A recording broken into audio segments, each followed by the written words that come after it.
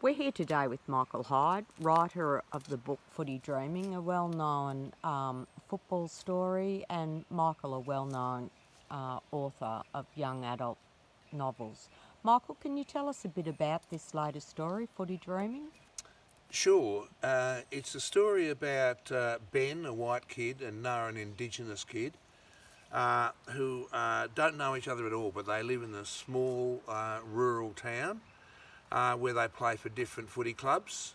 Sport, it really holds a lot of country towns together. And I'm assuming they're the young guns of the team. They are the young guns. And what, they've got dreams of the G of playing AFL? Oh, they're the only two really in the whole area that have got a chance of being picked up. And what are your major themes in the book? Obviously, dreaming of AFL football, but what else is It's there? really about, it's not only just simply about sport, but it's about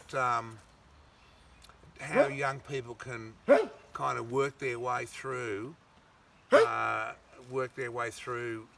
horrors of racism. What research did you do in terms of writing the book? Well, it was around about the time of Adam Goodes too, and that dreadful stuff that happened with him. But I went and did some research at Rumballara Footy Netball Club out in Shepparton. I went there Thursday nights, Friday nights, sometimes Saturday games, sometimes Sunday when they had their barbecues and stuff. And it was there through their president Paul Briggs and meeting a whole lot of the footballers and also the young kids that I slowly but surely understood not only the power of footy but the power of these people who stood up against racism to actually have an effect. And what are you hoping to achieve? What's the real guts and power of your story that you want to convey to your readers? It's a good question about history and stories and facts and narrative, but I think often narrative stories can do things that other things can't. I think it allows people to reflect on their own behaviour, reflect on what's going on in the rest of the world and their society and closer to home, work and school and stuff like that. Would you like to read us a short passage from Football Sure. Dreaming, Footy Dreaming? This kind of sums up a lot. Noah and Ben have just run across each other out in the bush, and they're just kind of leaving each other at the moment on the outskirts of the town.